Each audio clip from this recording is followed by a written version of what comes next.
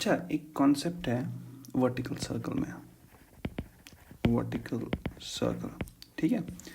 मान लो कि हमारे पास एक ऑब्जेक्ट है और ये यूं वर्टिकल सर्कल बना रहा है, ठीक है ना। नाउ द थिंग इज कि अगर ये स्ट्रिंग है तो हम कहते हैं एक कंडीशन हम निकालते हैं टू कंप्लीट द सर्कल, और अगर मैं इन पॉइंट्स को नाम दूं ए बी सी और डी, हम कहते हैं टॉप मोस्ट पॉइंट पे आके सर्कल जब कंप्लीट होगा तो t इक्वल टू 0, हम v इक्वल टू 0 पुट नहीं करते सर्कल के कंप्लीट होने के लिए। लेकिन सवाल बनता है v इक्वल टू 0 क्यों नहीं?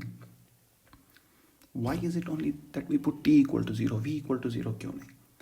देखो एक बात समझना, सर्कल जब कंप्लीट होगा मतलब जब सारा प्रोसेस खत्म हो जाएगा, सर्कल के कंप्लीट होने के लिए और सर्कल के बने रहने के लिए ये भी और ये भी, दोनों में से कोई भी कंडीशन हम यूज़ कर सकते हैं, ठीक है ना। याद रखना, अगर t 0 हो गया circular motion will finish, it will not sustain. अगर v 0 हो गया again circular motion is going to finish and it will not sustain, because t 0 होने का मतलब स्ट्रिंग स्लैक पड़ गई तो सर्कल तो रहेगा नहीं, और v 0 होने का मतलब पार्टिकल रुक गया तो सर्कल तो चलेगा नहीं। तो सर्कुलर मोशन के लिए खाली t को 0 से बड़ा नहीं रखना है, इवन v को 0 से बड़ा रखना है। तो क्योंकि मैंने बहुत से बच्चों को देखा, सो वो बोलते हैं सर सर्कल को बनाए रखने के लिए t इक्वल टू 0 हमें अवॉइड करना है, ठीक है। तो t equal to 0 limiting condition है, नहीं, क्योंकि दिमाग बोलता है भाई अगर पार्टिकल रुक गया तो सर्कल तो चलेगा नहीं। So both are important, both are equally important, it is not just t equal to 0। अब देखो बात क्या है, बात जब जाओगे ना a से b तक, a से b तक, a से b तक इसकी एफ बी डी बना लो, ठीक है। नीचे mg, टेंशन तो मुझे लगता है इस डायरेक्शन में जाएगा, ये थीटा है, ये यहाँ, ये यहाँ, ओके। सो थीटा यहाँ, ये mg cos theta and this is mg sin theta. तो जब इस ए बी के लिए एफ बी डी बनाओगे तुम लिखोगे t minus M G cos theta is equal to M V square by R, ठीक है। उसके बाद जब b से c तक लिखोगे ये a टू b है, उसके बाद b से c, उसके बाद b से c तक जब लिखोगे तो यहाँ पर ऑब्जेक्ट होगा, नीचे mg, ये एक कंपोनेंट, ये दूसरा कंपोनेंट, ओके। मान लो अभी ये फाई है तो भाई फाई कहाँ पर रहेगा, ये फाई, ये mg cos फाई, ये mg sin फाई, और यहाँ से t भी रहेगा, तो b से c तक बनेगा t plus mg sin phi is equal to M V square by R. देखो व्हाट इज फनी इज, अगर a से b तक देखोगे ना, a से b तक ऑब्जर्व करो, t 0 हो ही नहीं पाएगा, क्यों? Because t is mg cos theta plus mv square by r. t is obtained by adding two entities. One is mg cos theta and second is mv square by r. And both entities in a and b in this region will be positive. So for t to be 0 in the region a and b, it is an impossibility. Because even though mv square by r can become 0, when v becomes 0, but mg cos theta cannot become 0, because for mg cos theta to become 0, theta को तो 90 होना चाहिए, और a से b के बीच में कहीं theta 90 नहीं होगा, एग्जैक्टली b पर हो सकता है। तो अगर a से लेकर के b तक इसको 0 होना ही है, a b के बीच में कहीं नहीं होगा, होना है तो b पर हो जाएगा। क्यों? क्योंकि b पर आके थीटा तुम्हारा 90 बनेगा, तो ये पार्ट तो 0 हो गया, और अगर वेलोसिटी भी 0 होगी तो टेंशन 0 हो सकता है b पर, और a और b के बीच में कभी नहीं होगा, ठीक।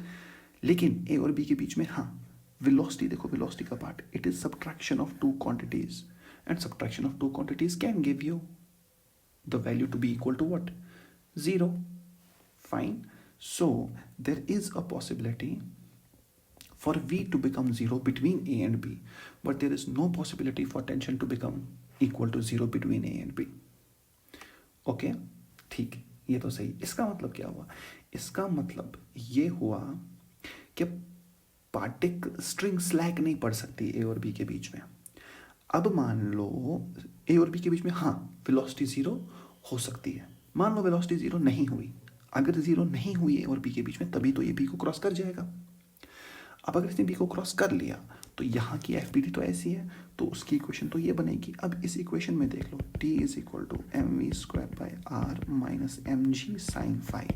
Now T becomes what, subtraction of two quantities, but v अगर v देखोगे b और c के बीच में it is addition of two quantities, तो इसका मतलब b और c के बीच में this particle can never come to rest, this particle will never come to rest between b and c, but yes the tension in the string between b and c can become equal to zero because it is subtraction of two quantities।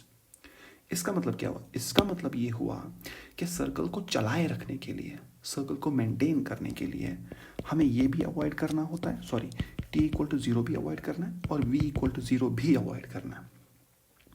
लेकिन b और c में b से लेकर के c तक mathematics तुम्हारी help कर रहा है। क्यों, मतलब conceptually physics is helping you out, combined with mathematics physics is helping you out. How? It allows for v not to become equal to zero. In between b and c, the possibility of v becoming equal to zero does not exist. But yes, t can become equal to zero between b and c. तो अगर आपको circle को maintain रखना है तो ख्याल किस चीज का रखना है? v का ख्याल रखने की जरूरत नहीं है। क्यों? क्योंकि v का ख्याल रखने के लिए ये इक्वेशन काफी है। ये इक्वेशन आपको बोल रही है मैं v को जीरो नहीं होने दूंगी, लेकिन ये इक्वेशन आपको बोल रही है भाई v का ख्याल तो मैंने रखा है, टी का ख्याल तुम रखो। तो इसीलिए सर्कल, वर्टिकल सर्कल के कंप्लीट होने के लिए तुम सी पर किसको जीरो पुट करते हो? टी को। यानी कि तुम ये कहते हो कि भाई चलो टेंशन जीरो हो ही नहीं रहा जब तक ना पार्टिकल कहां तक पहुंचे, सी पर, और सर्कल कंप्लीट हो जाए। तो इसीलिए सी पर हम टी को जीरो पुट करते हैं, क्योंकि वी जीरो है ही नहीं, उसकी गारंटी है इस इक्वेशन से। ठीक ठीक। अदरवाइज दोनों को आपको नॉन जीरो रखना है, वी को भी और टी को भी। लेकिन वी तो हमें पता है ऑलरेडी नॉन जीरो है, तो हमें ख्याल रखना है किसका? टी का। इसीलिए हम टी जीरो पुट करते भी नहीं। दूसरी बात, ऐसा कभी हो सकता है कि अब हम सर्कल कंप्लीट करने के लिए वी को जीरो पुट करें और टी को जीरो ना पुट करें, यानी कि हमें ख्याल रखना पड़े किसका? वी का, ना कि टी का। हाँ, जब वर्टिकल सर्कल किसके साथ कर रहे हो? रॉड के साथ।